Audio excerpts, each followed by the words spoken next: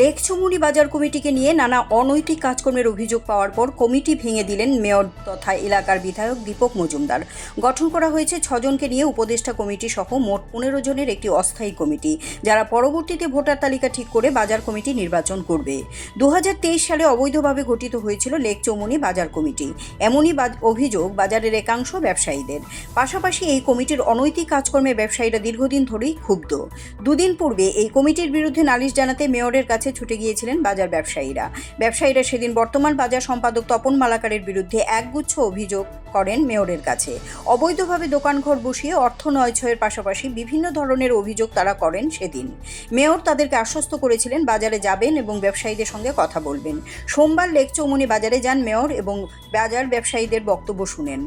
প্রত্যেক বক্তাই বর্তমানের এই অবৈধ কমিটির কার্যকলাপের বিরুদ্ধে বিভিন্ন ধরনের অভিযোগ তুলে ধরেন। বক্তব্য রাখতে গিয়ে মেয়র বলেন, লেকচৌমুনি বাজার কমিটির বিরুদ্ধে বিভিন্ন অভিযোগ পাওয়ার পর একাধিকবার এই বাজার পরিদর্শন করেছেন।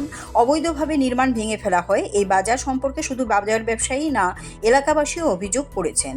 বাজারের প্রকৃত ব্যবসায়ীরা যাতে কোনোভাবেই বঞ্চিত না হয় তার লক্ষ্য রাখা হবে বলে জানান মেয়র। নতুনভাবে বাজারে যে ঘর তৈরি করা হবে তা স্বচ্ছভাবে দেওয়া হবে। পুরনো কমিটির লিস্ট অনুযায়ী কোনো কিছুই করা হবে না। পরবর্তীতে সকলের মতামত অনুযায়ী পুরনো কমিটিকে ভেঙে দিয়ে মেয়র লেকচৌমুনি বাজারে একটি অস্থায়ী কমিটি গঠন করে দেন। 6 জনকে নিয়ে উপদেষ্টা কমিটি সহ মোট 15 জনের একটি অস্থায়ী কমিটি গঠন করা হয়। পরবর্তীতে ভোটার তালিকা তৈরি করে নির্বাচনের মাধ্যমে নতুন কমিটি গঠিত হবে বলেও জানান মেয়র এদিন কমিটির সদস্যদের সতর্কবার্তা দেন, এই কমিটি যেন স্বচ্ছভাবে কাজ করে, তাদের বিরুদ্ধে যেন কোনো বেআইনি কাজের অভিযোগ না ওঠে। পরিদর্শনে আসার আগেও কিছু ব্যবসায়ী বন্ধুরা আমাদেরকে অবহিত করেছিলেন যে বাজারে কিছু বেআইনি নির্মাণ হচ্ছে বা বেআইনি কাজ চলছে। সেটাকে মাথায় রেখে এবং আমাদের যে পরিকল্পনা বাজারকে সুন্দরভাবে সাজানো তৈরি করা এরকমভাবে বা পৌর নাগরিক পরিষেবা প্রদান করার ক্ষেত্রে যা যা ব্যবস্থা গ্রহণ করা সেটি লক্ষ্য রেখে আমরা পরিদর্শনে আসি। তখন দেখি যে অভিযোগগুলি ছিল, যারা বাজার পরিচালনার সঙ্গে বৈধভাবে হোক বা অবৈধভাবে হোক যারা পরিচালনার দায়িত্ব নিয়ে কাজ করতেন, তাদের সামনাসামনি আমরা এই বিষয়গুলি তুলে ধরি। পরবর্তী সময় আমাদের পৌর পক্ষ থেকে বেআইনি কিছু দোকান যারা নিয়ম বহির্ভূতভাবে অন্যের জায়গা দখল করে বা সরকারি জায়গা দখল করে নির্মাণ করেছিল সেগুলি আমরা সরিয়ে দিয়েছি।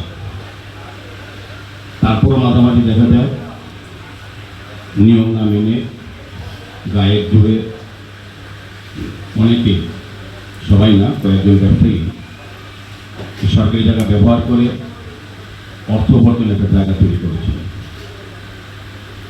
তো আজকে যারা নতুনবাবু সহ যারা গৌতমবাবু বক্তব্য রেখেছেন,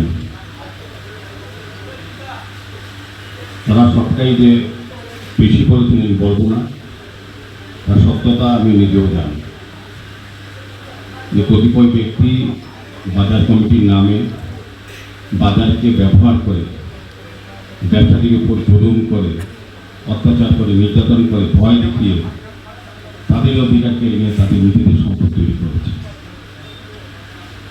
নাম বলবো না, আপনারা সবাই জানেন, হয়তো বলার সাহস আপনারা তখন দেখাননি।